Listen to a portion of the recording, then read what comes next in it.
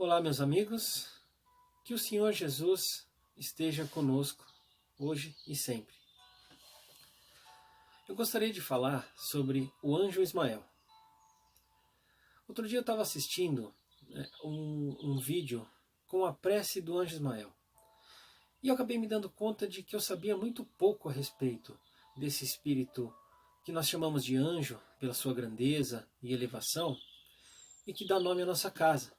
Então eu resolvi fazer uma pesquisa e vou compartilhar aqui com vocês, dando seguimento à proposta da nossa casa de promover uma troca de ideias e conhecimento a respeito da doutrina espírita e dos seus trabalhadores.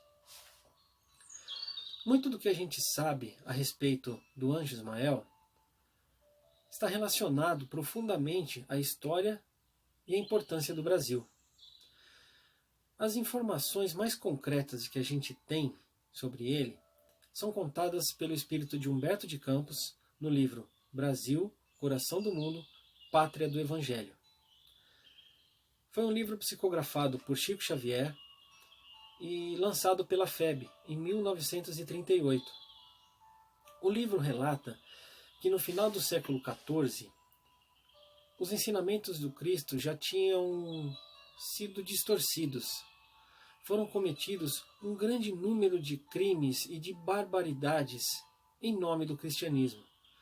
Eu estou falando das cruzadas, daquele período da Inquisição, quando, num período mais horrível da nossa história, quando houve uma barbaridade incrível em nome do Cristo. E era necessário que a árvore do Evangelho fosse levada para algum lugar que não tivesse essas influências, não tivesse impregnado com aqueles ideais. Ismael, um dos elevados mensageiros de Jesus na Terra, recebe do próprio Cristo a missão de ser o guia espiritual dessa nova terra. Terra que hoje nós conhecemos como Brasil e que estava destinada a ser a pátria do Evangelho. E adotando o lema Deus, Cristo e Caridade, Ismael e a sua falange de trabalhadores do infinito trabalharam incansavelmente na implantação do Evangelho aqui no nosso país. O livro ele traz a informação de muitas vezes em que o trabalho de Ismael é visto na nossa formação espiritual e nos momentos mais importantes da nossa história. A gente vê as influências de Ismael, por exemplo, na Inconfidência Mineira, na independência, no movimento abolicionista, na proclamação da República. Isso só para dar alguns exemplos. Ismael também influenciou e trabalhou bastante na implantação e na unificação do movimento espírita no Brasil. E ele teve o auxílio de um dos seus discípulos que encarnou aqui na Terra, e nós conhecemos como Dr. Bezerra de Menezes, o médico dos pobres, o apóstolo da caridade, e que a gente sabe que trabalha até hoje na espiritualidade, na seara do Cristo, auxiliando e amparando a cada um de nós. Bom, visto as condições políticas e as situações econômicas do nosso país, tem muitos comunicadores espíritas que questionam esse nosso papel, essa nossa missão como pátria do Evangelho. Dizem que a gente perdeu essa oportunidade e que outro país está exercendo essa função. Respeitando a opinião de cada um, é importante a gente refletir no fato de que quando a gente fala que o Brasil como pátria do Evangelho, a gente está falando de uma responsabilidade coletiva e não de que o Brasil teria uma posição de destaque diante de outros países. A mensagem do Cristo não é de elevar um e rebaixar o outro. A mensagem do Cristo é de união. Cada país tem a sua missão. Ser a pátria do Evangelho é a missão do Brasil. E ela não é mais importante, nem menos importante do que a missão de outros países. Cada país tem sua missão e nenhuma é mais importante do que a outra. Por exemplo, o Brasil, segundo o livro, ele recebeu um enorme número de espíritos infelizes. Espíritos que haviam falido em várias situações nas suas encarnações anteriores.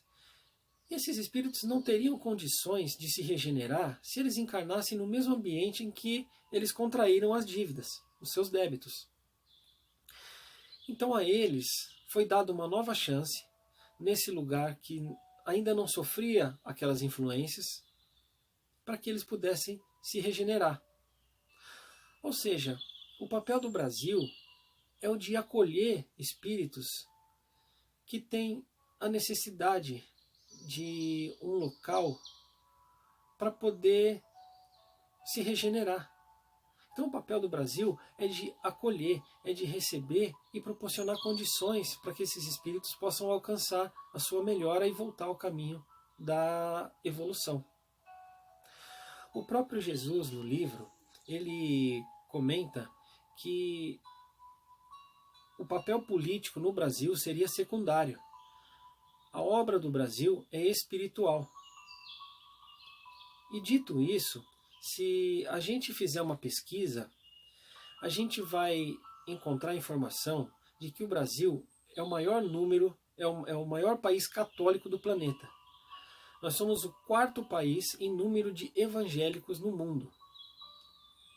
Dentre os espíritas, segundo uma pesquisa, são 3,8 milhões de brasileiros praticantes do espiritismo codificado por Kardec.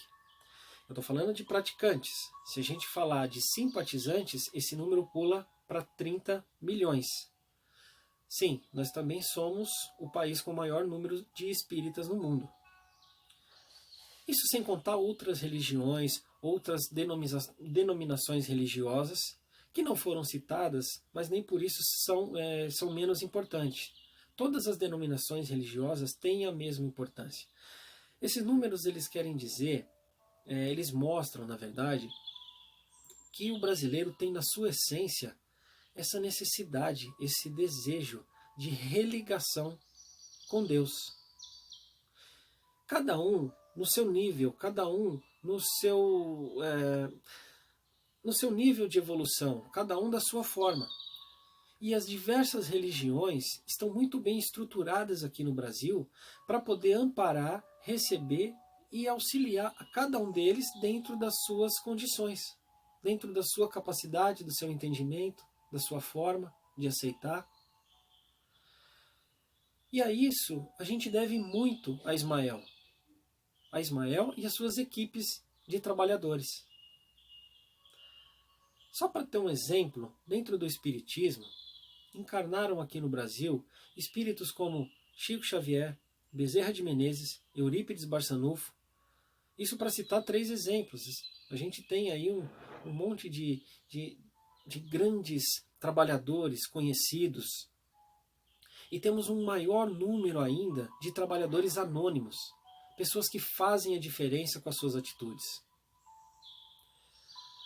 É necessário que a gente compreenda, que a gente aceite que a missão do Brasil não é de encher a gente de orgulho, e sim de ser um lugar que nos dê condições de trabalhar as nossas imperfeições e de continuar trilhando o nosso caminho da evolução. Até porque, se cada pessoa compreender o Evangelho e buscar a prática do Evangelho, incorporar o Evangelho nas suas atitudes, nos seus pensamentos e no seu coração, pode ter certeza que já vai estar sendo um trabalhador do Cristo. Isso se fizer com disciplina e com força de vontade. Diante de tudo isso, é importante a gente voltar a falar sobre a união, sobre o entendimento de que somos todos falhos, de que ninguém é melhor do que ninguém, de que a gente precisa modificar essa ideia de competição, de querer ser o melhor, e começar a cooperar, a começar a pensar num sistema de cooperação. O dia que a humanidade aprender a competir menos e cooperar mais, a gente vai estar aprendendo, vai estar entrando no caminho certo e vai estar conquistando as condições que a gente necessita para viver num mundo melhor. E o mundo melhor será esse nosso mundo que precisa tanto do perdão, da indulgência, da caridade. Mas não adianta desejar tudo isso dos outros. É necessário que a gente crie essas condições dentro da gente. Eu vou encerrar desejando a todos que fiquem com Deus e desejando mais ainda que hoje o nosso abraço é virtual, mas que amanhã e que em breve a gente possa estar de novo se abraçando, sentindo a presença de cada um com alegria, com amor e com luz. Fiquem todos com Deus. Muito obrigado. Graças a Deus.